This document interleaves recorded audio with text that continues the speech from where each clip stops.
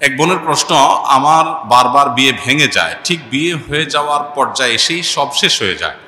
অনেক হুজুর বলেছেন কেউ কুফরি করেছে, অনেক কিছু করেছে, কোনো কাজ হয়নি, যদি আপনি উপায় বলতেন। এটা সত্য যে বিবাহকে কেন্দ্র করে বিভিন্ন রকমের ব্ল্যাক ম্যাজিশিয়ানদের কাজ, তাদের নানা কারসাজি এবং শয়তানি কর্মকাণ্ড হয়ে থাকে। এটা পরীক্ষিত সত্য এবং প্রমাণিত সত্য। এটা থেকে উত্তরণের উপায়টা কি?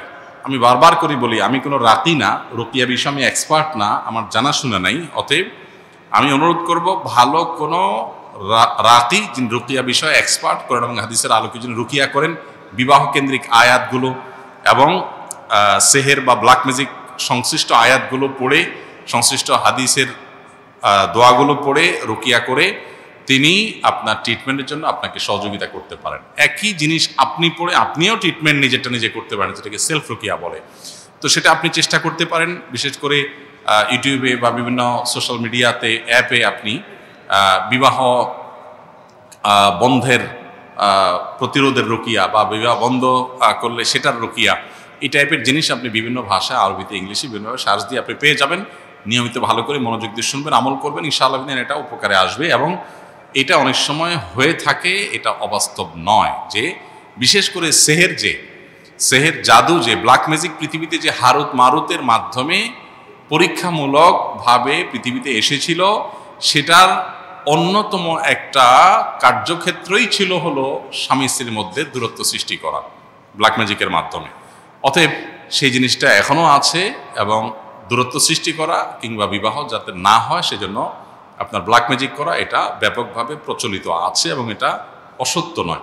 তবে অনেক সময় দেখা যায় সাধারণ যে রিজেকশনগুলো হয়ে থাকে বিবাহ কেন্দ্রিক, এই রিজেকশনগুলোকে আমরা অনেকে ব্ল্যাক ম্যাজিকের মধ্যে ফেলে দিই এবং ধারণা করে গড়ে সব কিছুকে ব্ল্যাক ম্যাজিকে নিয়ে ফেলি। এটা আবার অনুচিত এবং ভুল কাজ। আমাদের দেখতে হবে যে কোন ইস্যু এখানে তৈরি হয়েছে। অনেকে আছেন বিয়ের বয়স যখন হয়েছে তখন বিয়ে দেন নাই, একটার জায়গায় দুইটা, দুইটার জায়গায় পাঁচটা, পাঁচটার জায়গায় 10টা, শুধু বাছাই করছেন, এটা পছন্দ না, ওইটা পছন্দ না, অহেতুক বাছাই করে করে বয়স বেশি করে ফেলছেন, এখন আর বিয়ে হচ্ছে না, এবার দৌড় দিচ্ছেন ব্ল্যাক ম্যাজিকে। এটাও আরেকটা ফ্যাক্ট। অতএব পুরো বিষয়গুলোকে পর্যালোচনা করে ডিসিশন নিতে হবে। ইমাম শাফি রহমাতুল্লাহর মতে নামাজে ইমামের পেছনে ফাতেহা পড়তে হবে, কিন্তু হানাফি আলেমগঞ্জ সূরায়ে আরাফের একটি আয়াতের দলিলে বলেন ফাতেহা পড়া যাবে না। তাহলে এই আয়াত কি ইমাম শাফি রহমতুল্লাহের চোখে পড়ে নাই? যে ভাই প্রশ্ন করেছেন তাকে বিনয়ের সাথে বলতে চাই যে বিষয়গুলোকে এইভাবে বিশ্লেষণ করবার সুযোগ নাই।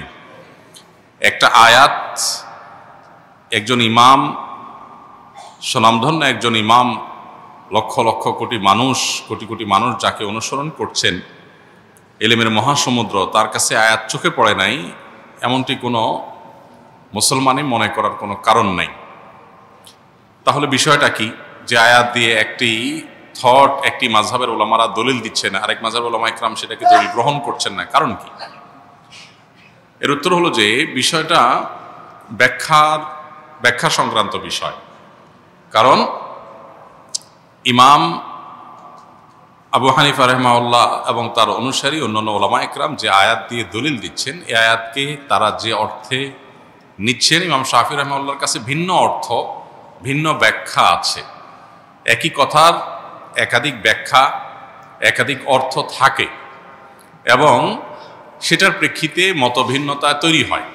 এটা বোঝার জন্য সবচাইতে উত্তম হলো নবী করিম সাল্লাল্লাহু আলাইহি সাল্লাম যখন সাহাবীদেরকে একটি অভিযানে পাঠিয়েছেন এবং বলেছিলেন, তোমরা যেই অভিযানে তোমাদের পাঠানো হচ্ছে, যে গোত্রের কাছে পাঠানো হচ্ছে, সেখানে গিয়ে তোমরা আসরের নামাজ পড়বে। নবী সাল্লাল্লাহু আলাইহি সাল্লামের এই নির্দেশ সবাই শুনেছেন এবং সবাই সেটাকে মানার জন্য প্রস্তুত ছিলেন। প্রতিমধ্যে যখন আসরের নামাজের ওয়াক্ত যায় অবস্থা হয়ে যাচ্ছে, তখন কিছু সাহাবী নামাজ পড়ে ফেললেন, কারণ ফরজ নামাজ ওয়াক্ত চলে যাচ্ছে, তাহলে হারাম হবে, এই জন্য তারা পড়ে ফেলেছেন। আর কিছু সাহাবী তারা পড়েন নাই, তারা যথাস্থানে গিয়ে তারপরে আদায় করেছেন। এখন প্রশ্ন হলো, এই সাহাবীদের কারোর কাছে কি নবীর নির্দেশ যায় নাই? ব্যাপারটা এরকম না, উভয়ের কাছে নবীর নির্দেশ গেছে, কিন্তু তারা দুই দল দুইটা আমল করেছেন। কেন? কারণ হলো একই নির্দেশকে বোঝার ক্ষেত্রে দুইটা দল ভিন্ন ভিন্ন বুঝ তাদের আছে। লাহু ফাহমুন, অতিয়াহ রাজুলুন মুসলিম, যে কোনো মুসলিম তাকে আল্লাহ তাআলা যে বিবেক, তাকে আল্লাহ যে বুদ্ধি সেন্স দিয়েছেন সেটা দিয়ে তিনি বুঝেছেন। এখন যে সমস্ত সাহাবীরা আসর পড়েছেন তাদের যুক্তি ছিল যে নবী সাল্লাল্লাহু আলাইহি ওয়াসাল্লাম আমাদেরকে তাড়াতাড়ি যেতে বলেছেন যাতে আসর সেখানে গিয়ে পড়া যায়। এর মানে এইটা না যে ওয়াক্ত শেষ হয়ে গেলেও আমরা নামাজ পড়ব না। তো এই জন্য নবীজির নির্দেশের মানে হলো তাড়াতাড়ি যাওয়া, যেন আসর সেখানে যে পড়া যায়। ওয়াক্ত চলে গেলে আমাদেরকে নামাজটা আগে পড়তেই হবে, সেজন্য তারা নামাজ পড়ে ফেলেছেন। আর যারা নামাজ ওই জায়গায় গিয়ে পড়েছেন ওয়াক্ত শেষ হওয়ার পরে, তাদের বক্তব্য ছিল নবী সাল্লাল্লাহু আলাইহি ওয়াসাল্লাম আমাদেরকে বলেছেন সেখানে গিয়ে আসর পড়তে, অতএব আমি সেখানে গিয়ে আসর পড়ব। তার কাছে আল্লাহর পক্ষ থেকে ওহী আসে, অতএব ওয়াক্ত আছে কি গেছে সেটা আমার দেখার দরকার না, নবীর নির্দেশ মানাটাই আমার কর্তব্য, আমি সেটা করেছি। দুইটাই আপন জায়গায় সঠিক। নবী সাল্লাল্লাহু আলাইহি ওয়াসাল্লাম এই সংবাদ শোনার পর দুই মতের উপর আমল করা কাউকেই তিনি ভৎসনা করেননি, তার মানে উভয়টাকে তিনি অ্যাকসেপ্ট করেছেন। তো কোরআন এবং হাদিসের ক্ষেত্রে মুজতাহিদ ইমামগণ যখন কোনো ইস্তিহাদ গবেষণা করে কোনো আয়াত থেকে কোনো হাদিস থেকে কোনো মাসআলা উদ্ঘাটন করেন বিভিন্ন মূলনীতির আলোকে, তো সেটা একই আয়াত থেকে একাধিক ব্যাখ্যা, একাধিক অর্থ, একাধিক বিশ্লেষণ, একাধিক মর্ম, এটার ভিত্তিতে একাধিক মত সৃষ্টি হতে পারে। এক্ষেত্রে আমরা জিনিসগুলোকে এত সহজে কনক্লুশনে নিয়ে আসা, এত সহজে যোগ বিয়োগ করে ফেলাটা, এটা হলো আমাদের জ্ঞানের স্বল্পতার কারণে, কিংবা আমরা পুরো বিষয়টাকে ভালো করে না বোঝার কারণে। অতএব এই সমস্ত বিষয়কে কেন্দ্র করে সম্মানিত ইমামদের সম্পর্কে আমাদের কোনো অশ্রদ্ধা যেন না হয়, সেটা কোনো ইমামের প্রতিই না।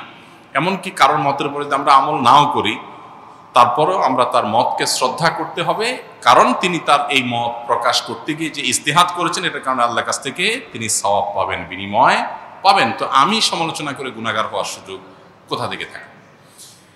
এরপর প্রশ্ন হলো, আমি বিয়ে করেছি, আমার বিয়ে নির্ধারিত দেনমোহর 85% পরিশোধ করেছি, আমার শ্বশুরের পক্ষ হতে মোটরসাইকেল দিতে চায়, আমি নেব না বলেছি, কিন্তু তারা বারবার মোটরসাইকেল দিতে চায়, আমার পরিবারেও সেটা গ্রহণ করতে চায়। আমার পরিবারকে বোঝাতে সক্ষম হয়েছি, কিন্তু শ্বশুরবাড়ির পক্ষকে বোঝাতে পারিনি। এ মাসে মোটরসাইকেল কিনে দিতে চায়, এটা গ্রহণ করা ঠিক হবে কিনা? আপনি যখন নিতে চাচ্ছেন না, ওনারা জোরাজোরি করছেন, মোটরসাইকেল আপনি আমাকে দিতে পারেন, তাহলে মাসআলাগতভাবে শ্বশুরও বিপদে পড়বে না, আপনিও বিপদে পড়বেন না। কারণ আমি তার মেয়ে বিয়ে করি নাই, সো আমি নিলে সেটা যৌতুক হবে না, আর আপনার শ্বশুরের দেওয়ার শখটা পূরণ হয়ে যাবে।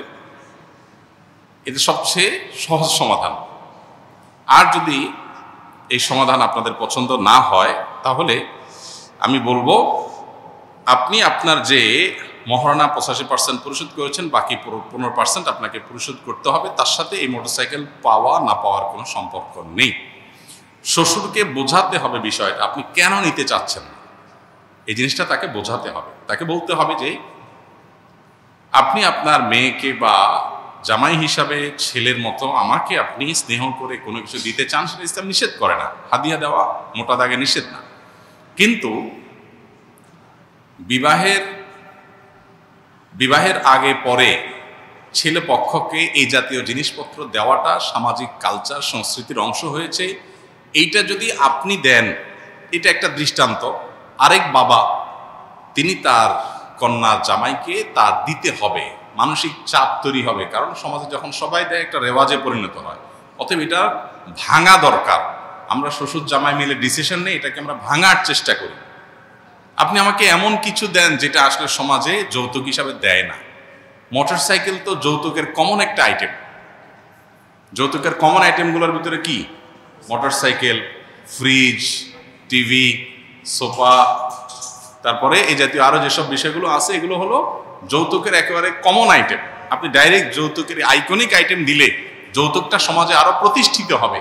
আপনি যদি আপনার শ্বশুরকে জিনিসটা ভালো করে বুঝাইতে পারেন, তাহলে আমার মনে হয় না অসুবিধা হবে। তারপর যদি না বুঝাতে পারেন, তাহলে শ্বশুরকে আপনি বলেন যে ঠিক আছে, আপনিও খুশি থাকেন, আমিও খুশি থাকি, চলেন সাইকেলটা কোনো হুজুরে দিয়ে দিন।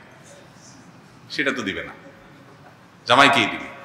তাহলে বোঝা যাচ্ছে যে এটা আসলে মেয়ের সুখ শান্তির জন্য বাবারা ব্যাকুল থাকেন, যে জামাইকে একটু কিছু দিয়া টিয়া হইলেও যদি একটু বাও রাখা যায়, আমার মেয়েটা একটু ভালো থাকে, সেজন্য আপনি বলবেন যে আব্বা যান, শ্বশুর আব্বা যান, আপনার মেয়ে আমার কাছে নিরাপদ থাকবে ইনশাআল্লাহ, মোটরসাইকেল দিলেও না দিলেও। আপনি কোনো টেনশন নেবেন না, বরং এটা দিয়ে আমরা ভালো কোনো কাজ করি, বোঝানোর চেষ্টা করবেন। তারপরও তিনি যদি অঢেল সম্পদের মালিক হন বা অনেক সম্পদ তার থাকে এবং তিনি তার মেয়ের জামাই হিসাবে আপনাকে এটা দিচ্ছেন, আরও মানুষকে দেন, অনেক মানুষ এরকম আছে, তাহলে সেক্ষেত্রে অ্যাজ এ হাদিয়া এটা নেওয়া মৌলিকভাবে নাজায়েজ না। যদি সেটা আপনারা শর্ত দিয়ে না নেন, জোর করে তারা দেয়, তাহলে এটা নেওয়া আপনার জন্য নাজায়েজ না। কিন্তু আপনি এই কালচারটা দূর করার চেষ্টা করলে আপনি আল্লাহর কাছে সওয়াব পাবেন, যাতে করে অন্য বাবাদের কাছে এটা একটা দৃষ্টান্ত হয়ে না যায়, তাদের উপরে যেন প্রেশার তৈরি না হয়। যখন সমাজে কয়েকজন দিবে, আশপাশে অন্য মেয়ের বাবাদেরও দিতে হবে, একটা চাপ তৈরি হয়। এই জন্য এই কালচারটা আমাদের দূর করা দরকার। আলহামদুলিল্লাহ এদেশের উলামা একরাম নানাভাবে এই যৌতুকের অভিশাপের বিরুদ্ধে বিভিন্ন সময় মিম্বর থেকে, মাহফিল থেকে সমাজ সচেতনতামূলক কার্যক্রম হাতে নিয়েছেন, বক্তব্য দিয়েছেন। এর ফলশ্রুতিতে যৌতুক আলহামদুলিল্লাহ জাদুঘরে উঠে গেছে ইতিমধ্যে। যেটুকু আছে সেটুকু আমাদের বিদায় করতে হবে ইনশাআল্লাহ।